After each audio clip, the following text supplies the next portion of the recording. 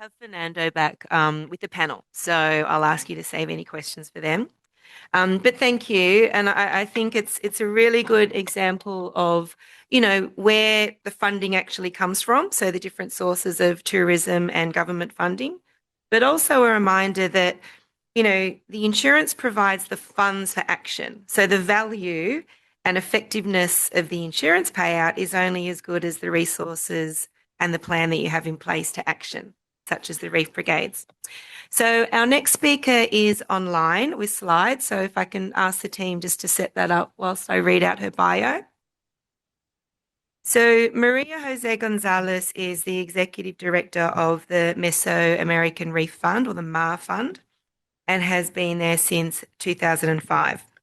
So the MAR Fund is a regional environment fund established to support conservation and sustainable use of resources.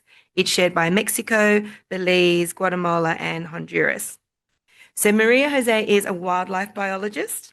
She was advisor to the National Council for Protected Areas of Guatemala, where she developed regulations and the first red list for vertebrates. She's led a Guatemalan NGO, coordinated vertebrate ecology projects in the Tikal National Park with Wildlife Conservation Society, and directed the first Guatemalan Environmental Fund. She's also participated in the design and establishment of Latin America and Caribbean network of environmental funds, and has served 3 times on its executive committee. She sits on the board of the Coral Reef Alliance and Healthy Reefs for Healthy People. So, Maria, I will hand over to you. Can you hear us okay? I'll let you go. Yes. Yes, thank you. Can you hear me?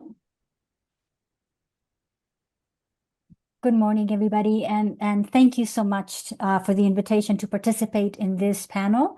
I hope you can hear me. I am only sorry that I cannot be there in person. So the idea of the presentation of this MAR insurance program is to compare with what was done in Quintana Roo, what are the similarities and differences. And first, a little bit of background on the Mesoamerican Reef as a whole. It is shared by 4 countries, Quintana Roo and Mexico, and then to the south, Belize, Guatemala, and Honduras. And this region provides $4.5 billion of value annually in reef-related coral tourism and reef-related fisheries and coastal protection. And over 3 million people depend directly on the reef for their livelihoods. And given the high hurricane risk to the region, it made sense then to think of an instrument that would cover the whole region. So there are several similarities, as you will see, with the Quintana Roo model, and many things that actually we've done together, but also some differences. I think one of the main ones is that this, in the MAR program, focuses on coral reefs exclusively, not on the beaches, and it has that regional view. So the objective of this reef program is to implement cost-effective insurance cover for hurricane risk to the MAR, and to enhance the resilience of the local shareholders that depend on the reef for their livelihoods, for their food security, and protection from coastal hazards. For designing this reef model, we worked with and continue to work with WTW, and this is how I had the pleasure of working with and learning from Sarah Conway.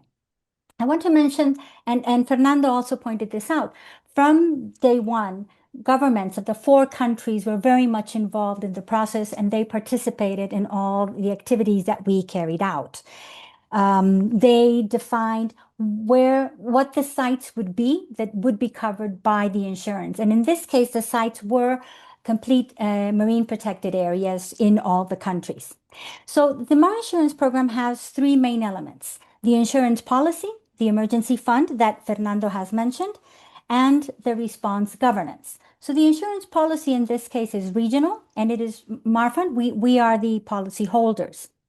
And the emergency fund was this pre-existing mechanism that receives the payout if the policy is triggered, and then very quickly distributes those funds out to the pre-agreed entity for each country.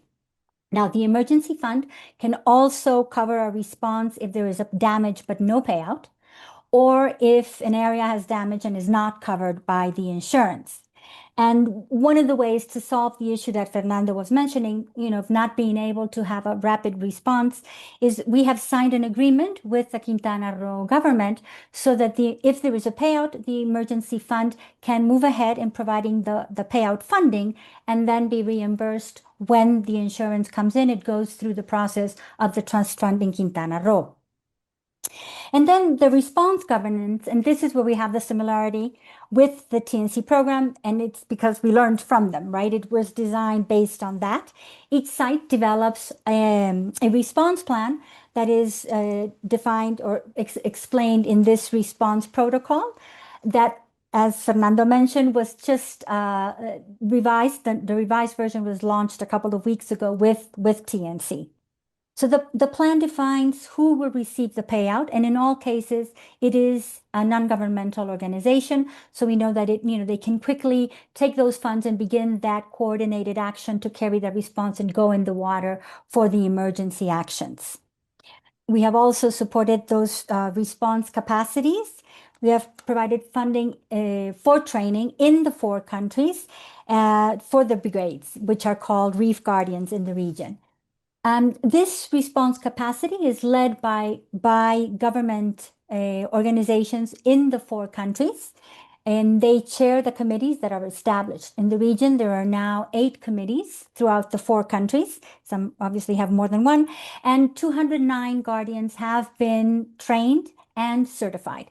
Very importantly, 33 of those guardians are also instructors. When we started, there was only one instructor in Mexico, and he's traveled all over the world training people, but now he has also trained and installed capacities in the region, which is very, very important. And if we can move to the next slide, we can see a bit of how the model operates in the region. So this is the structure, a cat in nested circles. So as you see here, each green circle covers the whole protected area. And then there are 3 outer circles of 25 kilometers radius each. When we began, we had 4 pilot areas. We are currently covering 10 protected areas along the region.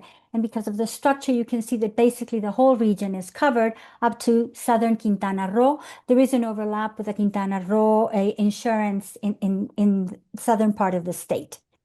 If we go to the next one, we can see how the payout levels here. This is the payout and response level. So you can see to the right of the table, zone D is that core area, the green area that is all the protected, the full protected area. And that is the highest level of payout depending on the hurricane category. Now, those levels actually refer to the level of effort in the response in terms of the number of reef guardians that can be deployed to respond to the emergency. So we assume that for level 1, it's 20 days of 10 reef guardians attending the emergency. Level 2 is 30 reef guardians and so on.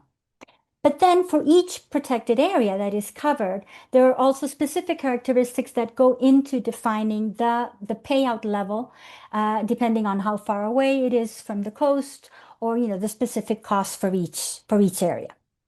So we are now in the 6th policy. If it is still open, it will end in June.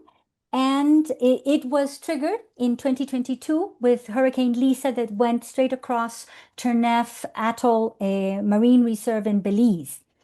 The payout then was triggered, and after we received it in the emergency fund, 2 days later, it was already in the bank account of the organization that was pre-agreed would carry out that coordination for the reef response, in this case, the co-manager of Ternef Atoll.